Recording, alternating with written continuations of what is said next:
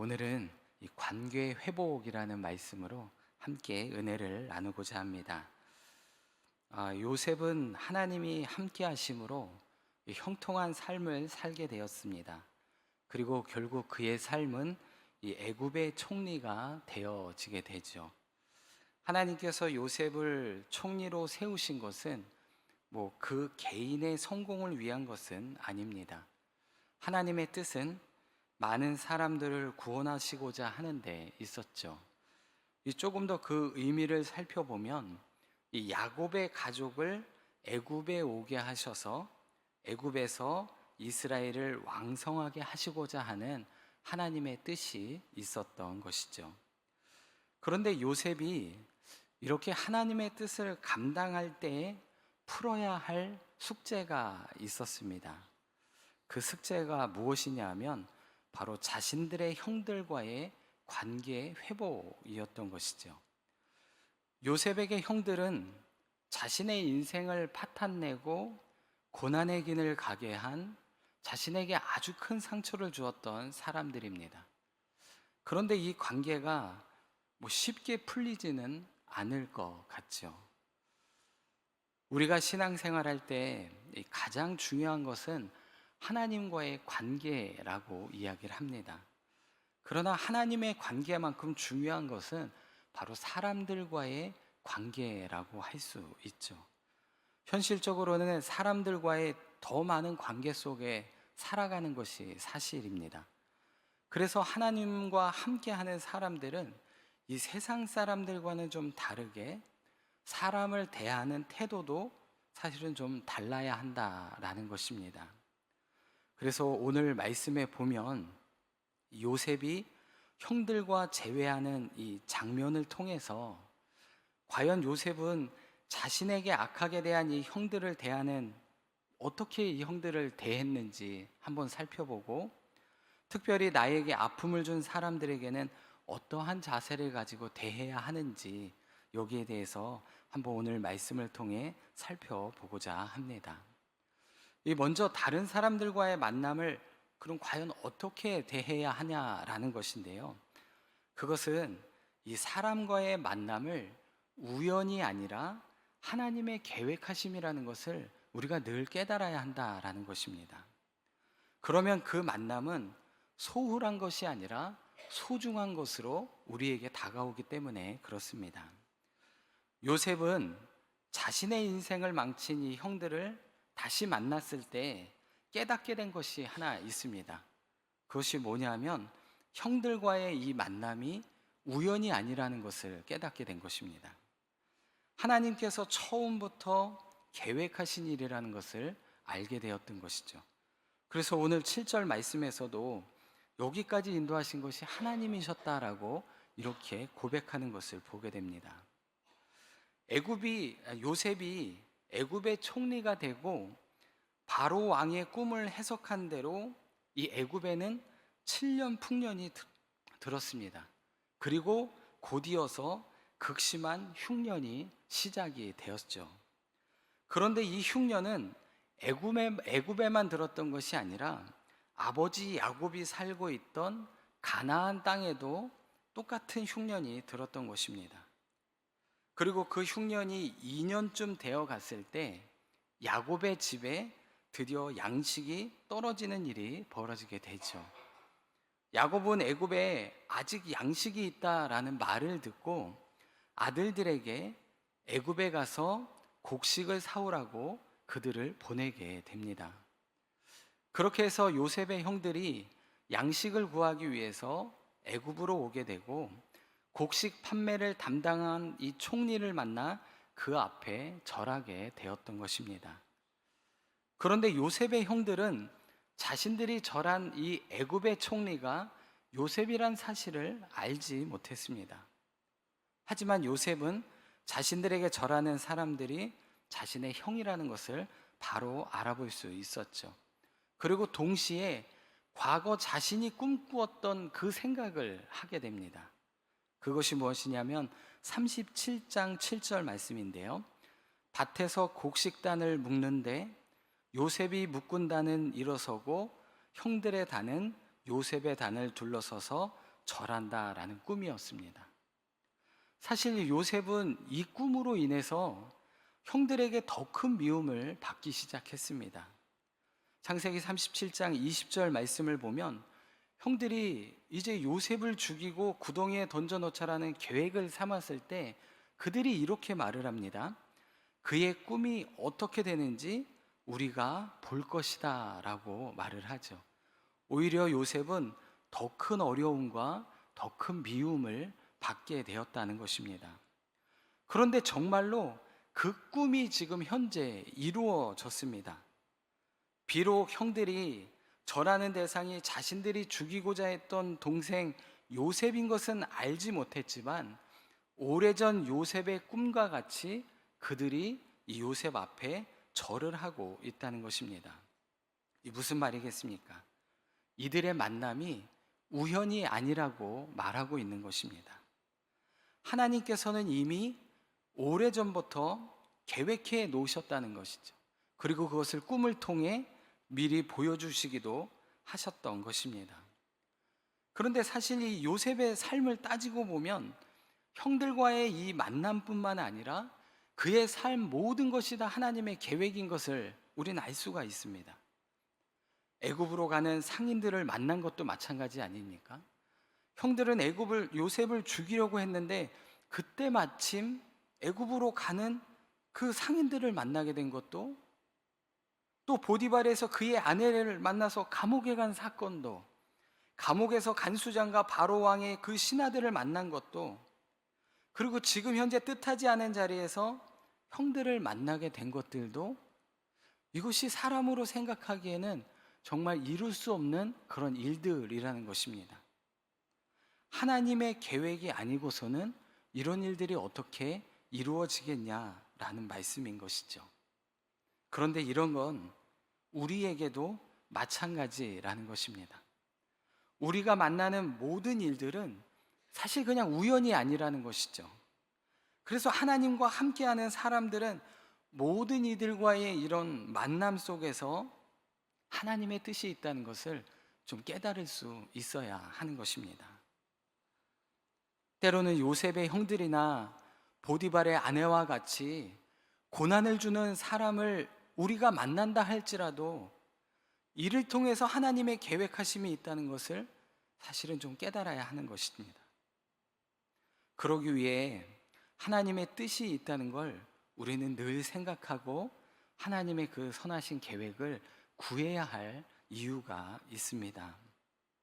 만약 우리의 이 모든 만남이 하나님의 계획이라고 우리가 깨닫게 된다면 우리는 이 만남을 소홀히 여길 수가 없습니다.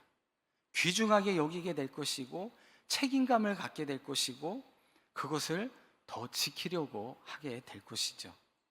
그래서 그 관계가 더 소중하게 된다는 걸 알게 될 것입니다. 세상의 소중한 관계를, 그것을 깨트리는 사람은 없겠죠. 그러면 우리의 관계는, 다른 사람과의 우리의 관계는 당연히 좋아질 수밖에 없다는 것을 말하는 것입니다. 그러므로 성도님들, 우리의 만남에 대해서 소홀히 여기지 마시고 귀중하게 여기시고 책임감 있게 또 그런 지혜를 구하시는 복된 삶이 되시기를 바랍니다.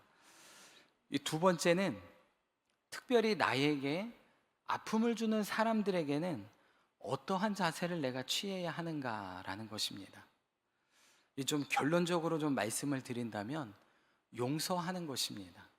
사실 참 너무 어려운 말인데요.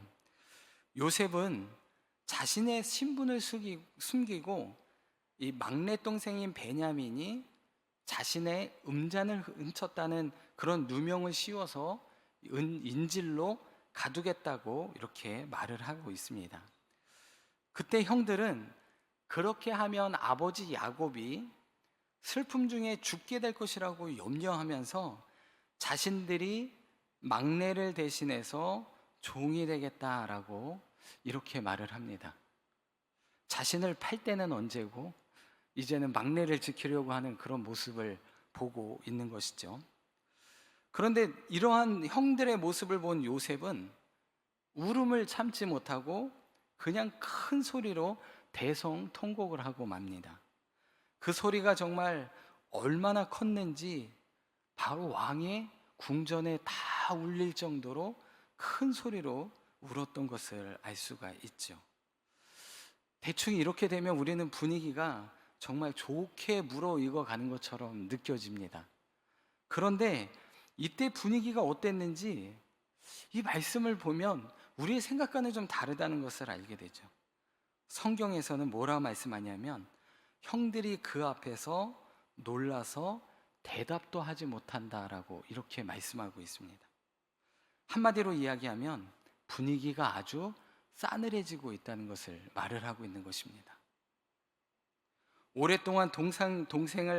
오랜만에 동생을 만났지만 반가워할 수가 없었다는 것이죠.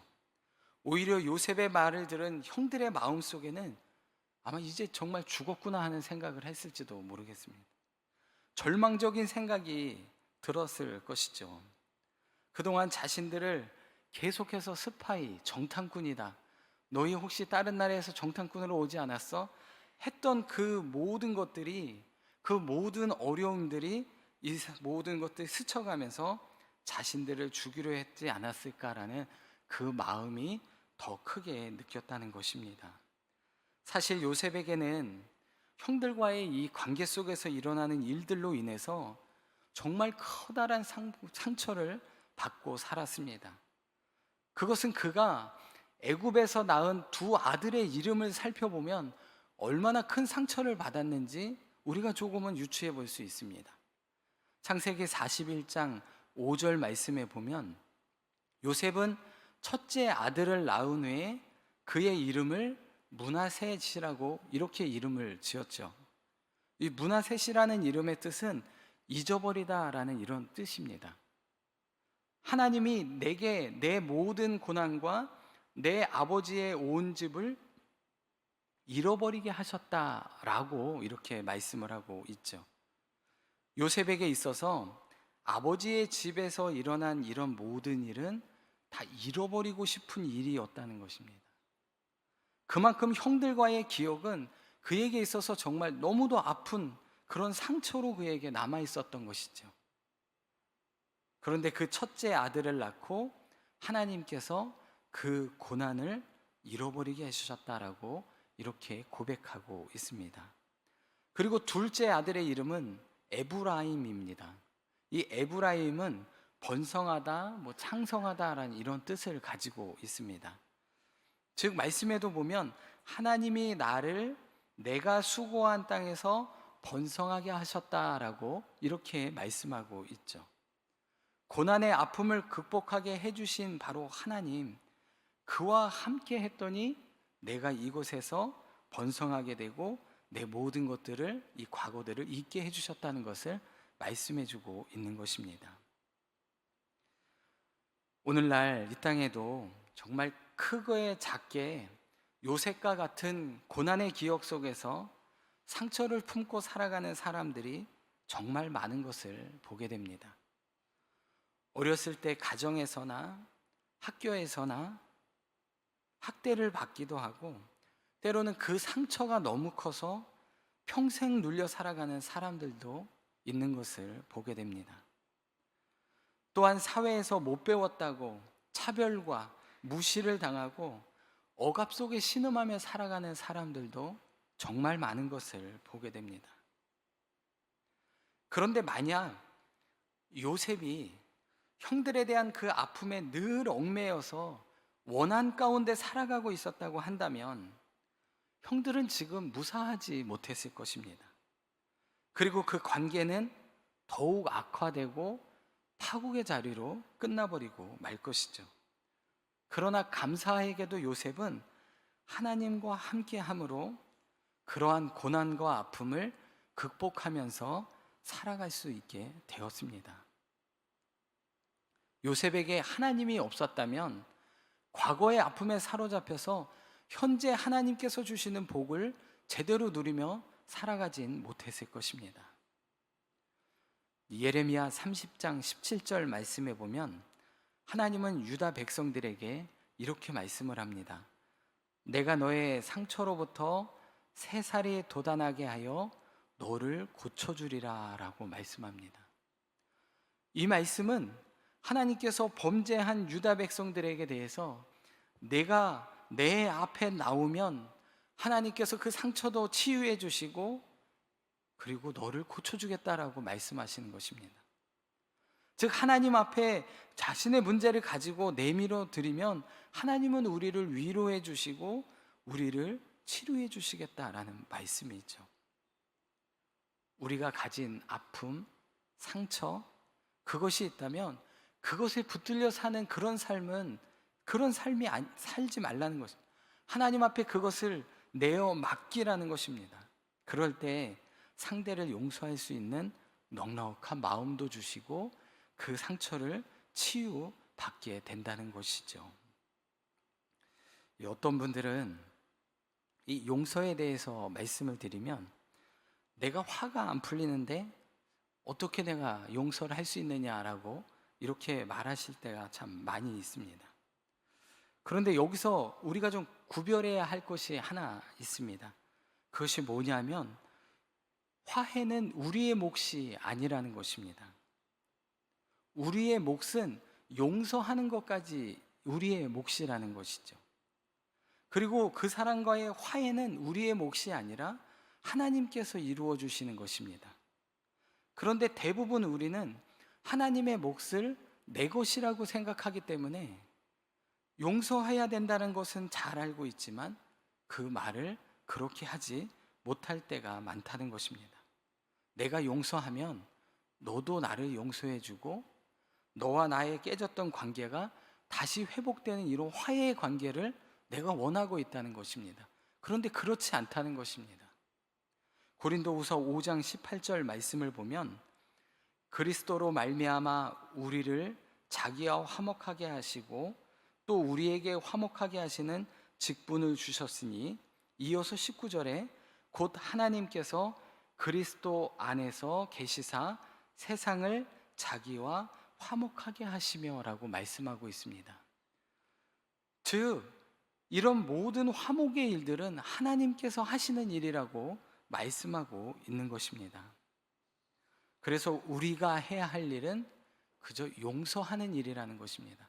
나머지 화해는 하나님께서 해주시는 것입니다. 이 요셉도 마찬가지 아니겠습니까?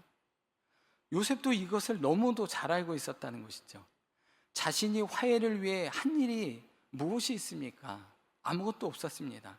하나님이 모든 것을 인도해 주셨고 계획해 주셨고 그 가운데서 하나님을 인정하고 신뢰한 것 사실은 그거밖에 없습니다. 그리고 자신의 몫인 용서를 했던 것이죠.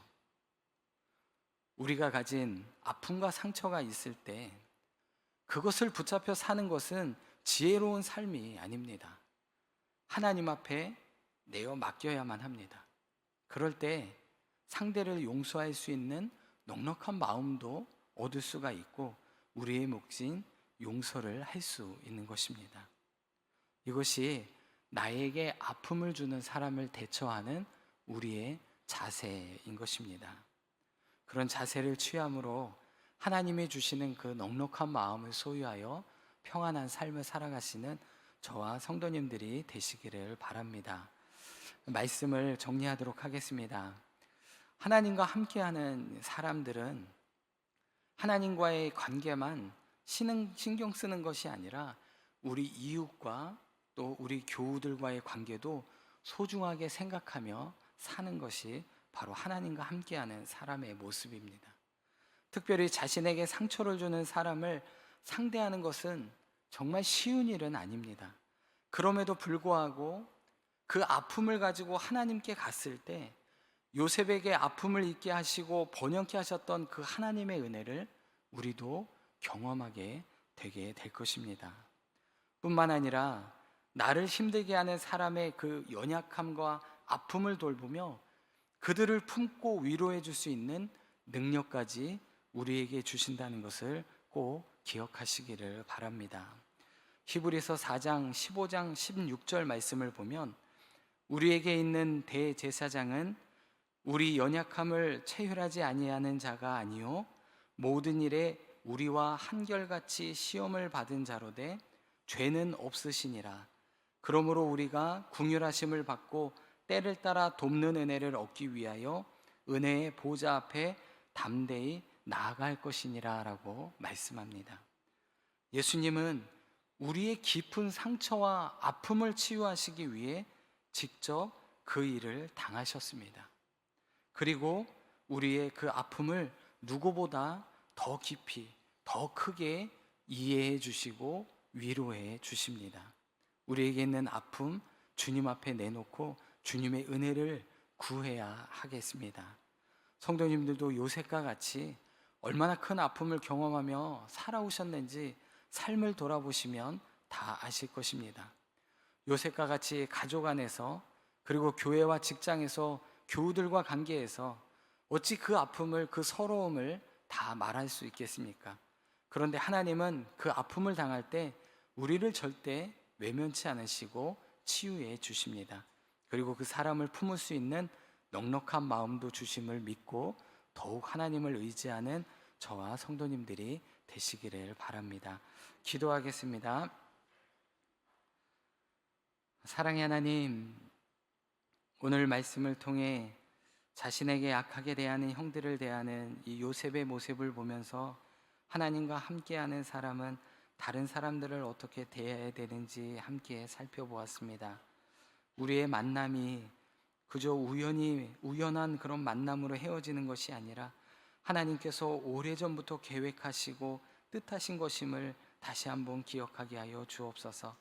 그래서 작은 만남이라도 소홀히 여기지 않게 하여 주시고 소중하게 생각하며 하나님의 뜻을 구하는 복된 삶이 되게 하여 주옵소서.